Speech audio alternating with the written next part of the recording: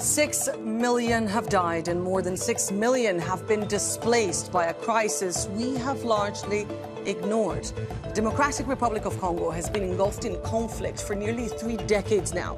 And we're here today to remind you why. I'm Annalise Borges, and this is The Stream.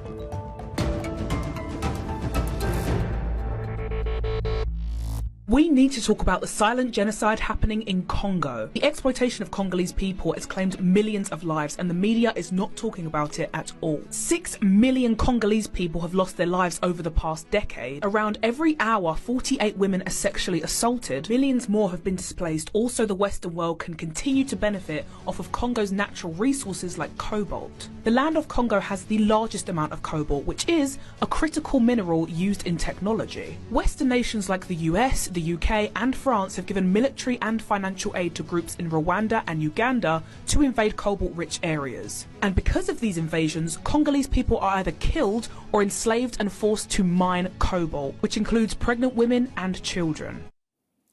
Did you know your vape could be using materials extracted by child labor? Or that key components in your phone could be sourced from contested mines in a conflict causing the deaths of thousands of people every day? These are the issues that people campaigning for the Congo want you to be thinking about. Among them are our guests today, Hadija Ali from Friends of the Congo. She's joining us from Washington, D.C. Papi Orion, founder of Focus Congo, who fled the country as a child. He's joining us today from Munich. And Regan Mviri, a Congolese researcher and human rights activist, is joining us from Goma. Thank you all so much for joining us here on the stream today for this very important conversation. Before we begin, though, here's a clip Hadija posted on TikTok that may help us all situate this crisis. Right now, there's modern-day slavery going on in the Katanga province, which is down here, of the DRC, because the US, UK, France, Israel, China, everybody wants DRC's resources. They want the coltan, they want the cobalt, they want the gold, they want the diamonds, they want everything that's in the DRC. In the eastern part of the DRC as well, they want everything that is in there. They have uprooted everybody who used to live in these communities so that they build mines. And here, in the border with Rwanda, rebels funded by both the governments of the DRC and Rwanda. Hadija, the conflict in the Congo has been going on for decades now. Why is it important for you to bring attention back to it these days? Thank you for having me first. The conflict in Congo has been going on for decades now, since 1996, and largely the world has been either ignoring it or just hasn't been told enough about it. Mm-hmm. We need to talk about it now more than ever because it affects all of our lives. It's the one conflict in this world that is directly linked with the luxuries that we get to enjoy, like our mobile phones and our electric cars. And obviously is affecting millions of people, like Papi, for example. Papi, what would you say are the most pressing challenges right now? Once again, we're talking about a conflict that has been going on for decades, but what are the most serious issues at the moment? Yeah, thank you again for having us. And I think the challenges are humongous in this conflict right now. If you are on the ground in Eastern Congo, specifically in Goma, you will see the challenges with your bare eyes. And I will say the one challenge is seeing the human that are reduced to nothing really. Like we have in this displaced camp, one of the displaced camp, we have about 800,000 people. They have the people have no food there. They have no basic need basically, and people are just living like animals. And so I would say that will be the first challenges that we're facing. But of course, they cannot be all these luxuries without peace. And as I walk around North Kivu, I meet with rebels. I meet with people that are a danger to our society, and I ask myself, what is going to happen to the people tomorrow. And what is going to happen to even these kids. You have children, 13-year-old, that are in this camp and are being taken by different arms group, taken into the army. Us as an organization, we had to pay for some of these kids to get back home. But the challenge is great, and we don't know at this point what the solution is going to be. Reagan, you are in Goma right now. Do you agree with Papi that the challenges are enormous? Yes, there is a lot of challenges on the ground, and yes, I think the biggest, as he said, is protection of civilians. So there is a lot of displaced person around the city. There is also ongoing fighting right now, very close to the city, not 20 kilometers from here. And apart from that, I think that's the second biggest challenge is the fact that the states it's like the state is disappearing in a certain way in some places. So I think that is the biggest challenge, because it makes people not having any hope or any future. Because less you have the authority of the states, less you have no laws, it means that this will be going on and on, you know. So Papi wants to weigh in. I want to bring back the whole political issue into the conversation. I will bring that on a little bit later, but Papi, go ahead first. Yeah, I think just to second what my brother just said, I think the dangerous thing is that people are taking this as a norm now, because they see like there is no help. We don't have the solidarity like other conflicts are having around the world. And so people on the ground are thinking this is how we're going to live the rest of our lives. And they're thinking either tomorrow we're dying, or we're going to die because of lack of food or lack of shelter or basic needs. And so you have these children walking around and thinking, we don't have no future. There is no vision for the future. So that is very, very dangerous when you really see that children don't think about anything else than, okay, the best thing I can do is joining the army or absolutely. Yeah, there are no prospects, right? And the fatalism of like, absolutely, this is always going to be like this. I want to bring it into focus here, the issue of these online campaigns. There's quite a lot of talk going on online right now. Hadija, the online movement is quite big at the moment to bring attention back to the Congo. Do you think it can be translated into real action on the ground, though? Absolutely. It is big, but it's not as big as it should be. Why? Because this country we get so much, we take so much from it, and the level of consciousness that the global, the people of the world have regarding that conflict is just not nearly enough, right? Like I said, there's a concerted effort by the people who benefit, these are the governments and international corporate media, to hide this conflict from the rest of the world, right? So that they can continue the plunder. And so all of us, each and every one of us, has to speak about the plight of the Congolese people, because it affects each and every one of us. That exploitation that is going on in the cobalt mines in Eastern Congo, in Goma, that exploitation directly benefits each and every one of us on a day-to-day basis. So each and every one of us really should be speaking about the conflict in the DRC. It's very interesting. Reagan, I will go to you in just a minute, but I want to bring an element that we found while researching for this show online. One of the things that campaigners are pushing for is for us to rethink our consumption habits. Take a listen. Over 6 million people have been unalived in the past 25 years. That is a little over 714 people a day. At least 48 women are being raped daily. And don't even get me started on the men, women, and children being blown up in those mines. Just for us to have our vapes in our carts, I'ma just say this. Knowing that has completely changed my perspective. And I love my carts, dude. But no hit or high in the world is worth the lives of innocent people. Reagan, would you agree with what this social media user just said? Yes, I think that's part of the problem, but it's not the only problem. I always say I have some issues with people who just define the conflict here in correlation, in relation with minds. There is a lot of to say about this conflict than just the link with mind. Of course, there is blood mind in some places. Of course, the mines fuel this conflict. Of course, there are people who are benefiting of these conflicts because they get cheaper mines or the mines without going through the right way. But there is more than this, and I think more than this is much more about.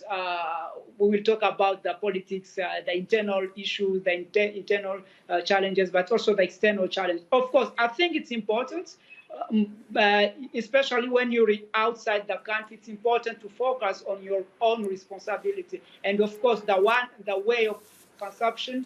It's one way of thinking about Congo and thinking about what can be done about this, because I think yes, if we advocate for more transparency, we advocate for more accountability for both governments and companies. I think that will be a right thing to do, and that civil society outside DRC can help with that. The DRC just held elections late last year, and the campaign slogan for the re-elected president read unity, security, prosperity. It couldn't be further from what certain Congolese people are experiencing at the moment. Online, we found a significant amount of criticism, like this one. For example, the people of Congo deserve a government that prioritizes their safety and well-being. Continued collaboration with the FDLR and other militia undermines this fundamental expectation and requires immediate corrective action. Hadija, I saw you were nodding before. Your take on this whole political issue within the country and the difficulty that authorities there have in terms of just getting a grip on the situation. Yes, I wanted to add on to what my brother had just said, that we cannot reduce the whole the Congolese people or the Congolese conflict or the beautiful country that is the DRC to mining. We cannot do that. We have to remember that Congo is also home to the second largest rainforest in the world, and so this the Congo Basin is very important in combating climate change. And so us with our organization, Friends of the Congo, we work in all those areas, in the mines as well as in the rainforest, and also with governance, right? Because we need to support local Congolese communities and grassroots organizations that are trying to combat the elitism that that goes on, and so that the Congolese people become the beneficiaries, the people who benefit the most from their land's natural resources instead of the few at the top. Poppy, your take here. I mean, you had to flee your country when you were really young. It's been going on for 30 years. Why can't politicians in the Congo just get a grip and fix this? Yes. Yeah. Looking back at my childhood and how I was affected by this, being recruited as a child soldier and having to flee because of fear of what will happen to me and the unknown. And coming back to Congo and looking the same is like a circle. The same thing is still happening today. That really touches my heart to look at these kids and know that they are in the same case that I was, and they're being recruited and stuff. And then I look at the politics of the country, and I'm like, I don't know. I don't see no hope, because you're seeing all these corrupt. You're seeing corrupt politicians. And as election was going on, I was there myself, and I saw. I think South Kivu, which is my region, we have over 1,000 people contesting for government, because they understand the magnitude of the money that they're getting from the government. And so many young people, they don't want to be in politics in order to better the lives of the people, but they just want to be there to to get that money to, and all these companies that are coming, multinational companies that are coming in, and that goes also overlaps with money, giving them, corrupting them with money in order to lobby for them on a on a national level, and so they want to be able to do that. So the level of corruption is huge. And going back to money again, of course, is not the only problem we have, but I think money plays a huge role because all these companies, the minerals which is coming out of Congo and being supplied to the outside world is quite huge. And without that, the outside world is not functioning. And so many multinational companies are sponsoring these politicians in order for them to lobby for them. And of course, we have some human rights activists that are now also part of the government because they've been corrupted by this government. They were speaking against it. Now they're speaking pro the government. So this is a huge problem, and it's a pretty bleak picture that you paint here. I mean, as you said, the cycle of violence and the cycle of hopelessness that seems never ending. Reagan, you brought a little bit of hope earlier in terms of the organizations and just the way the initiatives coming up from among the people. Can you tell us a little bit more about that? Do you see that spreading and having a little bit more strength? Or like Papi, do you think that we're going to keep watching more of the same out of Congo? Thank God there is some hope, and it's because of people on the ground and other initiatives which are on the ground. Yes, I think with this conflict comes a lot of sorrows, a lot of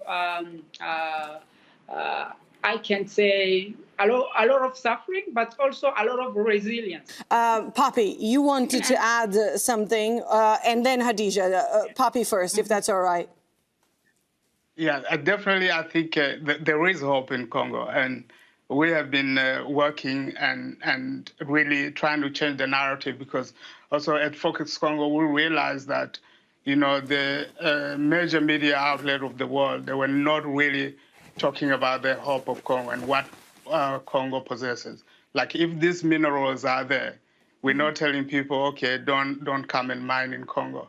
But this mine must benefit the people of Congo. Of course. You know, that's what we want. And we want to show the young people of Congo that this, what you have here, the coltan that we have here, it belongs to you. It doesn't belong to some forces coming from outside. Absolutely. And all this or this. Yeah, you make a very good point. Hadija, you wanted to weigh in, and then I'll go back to Reagan. Hadija, go ahead. I wanted to weigh in on the hopeful part. There is a lot of hope. And now, especially more than ever, now that more people, right, the world is being exposed to the long-standing suffering of the Congolese people. Just last month, in December of 2023, Friends of the Congo was able to raise $100,000, an average of $20 from 5,000 people across the world. You see, this kind of solidarity, this kind of global solidarity is what the Congolese people need, and they will get it, because it's about time that we put our focus on the DRC and what's been going on there. So there's absolutely is hope for this and an end to the conflict, hopefully very soon. On the global solidarity aspect, and Reagan, I have not forgotten about you. I will go back to you. But on the global solidarity issue, many aspects of this crisis are being talked about online, as we mentioned. Here's another casualty of the conflict and the mining in the DRC that Hadija has mentioned, the environment. One thing you can do right now in regards to speaking up is talk about the Congo Basin. Get the environments on the line, because a lot of smaller tech and other companies are trying to get in. Because what? They want our resources again. The Congo Basin is the largest forest on the continent of Africa. A bunch of companies are buying different plots of the land to do oil extraction. Up this forest will have irreparable climate repercussions. I'm going to do a deep dive tomorrow, but make sure you are talking about the Congo Basin right now. Reagan, do you agree that environmental activists could be a good source of support here for you guys? Yes, I think yes, and I think it's one of the issues that need to be push, because of course it gives hope, and also it shows that Congo, it's not only a problem. Congo, it's also the solution. So I think that's a right thing of seeing this and to know that Congo is a solution. But for that to be able to happen, we need to support people from Congo to make sure that they can have a state that can protect even this forest, because it's in the interest of everyone. Khadija, your take in how can the world help the Congo right now and the Congolese people, like Reagan just mentioned? Definitely making sure that we are supporting local Congolese institutions, supporting people who are humanitarian efforts on the ground in Congo. For example, if you're raising funds, make sure that all of it, or if most of it, is going into the hands of the Congolese people so that they can bolster their the efforts to make sure the corruption is first and foremost eradicated, because corruption is very rampant. And another thing, we talked about the boycotts. These boycotts are when people find out about the blood that is all over the supply chain, they want to separate themselves. So let's put pressure on these companies to do the right thing. We have a lawsuit in collaboration with international rights advocates on behalf of 14 Congolese families. Please support that at freecongo.org. Support the humanitarian efforts going on in the DRC with Goma Active, and also with Focus Congo and Papi Orion, and together we can definitely see change. And also let's put pressure on our governments. The US and the UK has been found to be supporting rebel groups in Eastern Congo. We have to stop that, because millions of lives are being lost at a rate that we cannot even imagine, and this has to stop. It is a humanitarian catastrophe that has to stop. I want to give a final word here to Papi. This is obviously a conflict we all mentioned here. There's so much at stake, and it's a very international conflict, despite the fact that the international community has largely ignored it. But Papi, you have been particularly affected by this conflict, as you mentioned. You were recruited as a child soldier. Can you tell us just a final word? What do you hope to see Congo go through in the next few years and decades? What do you hope for the future of your country? The hope of Congo. The ultimate hope that I would like to see is to see peace in the entire Congo. To see a Congolese child waking up in the morning and knowing that they won't be able to hear the sound of bullets, or being scared of someone kidnapping them or somebody killing them. To see a Congolese woman waking up and walking to the farm and not being scared of being raped.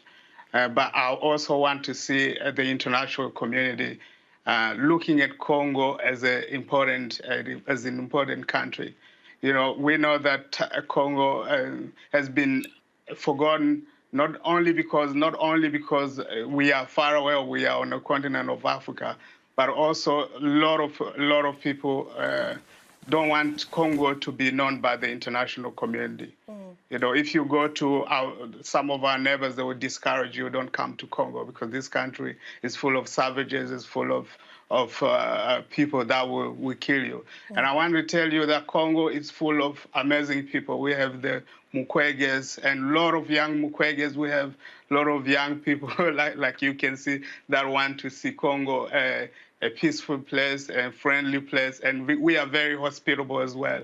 So I want to see us enjoying what is ours, what we have been blessed with, all the resources that we have. We talk about the second largest rainforest. We have it. I've been traveling this and really discovering it. And for all these reasons, you guys are definitely part of the solution for the Congo. I want to thank Khadija, Papi, and Reagan for joining us here on the stream for this very important conversation. And thank you for watching. As per usual, we would love for you to be part of this show. If you have a comment, an idea, or a subject that you'd like to flag for us, you can use the hashtag or the handle AJStream, and we'll look into your suggestions. Take care, and I'll see you soon.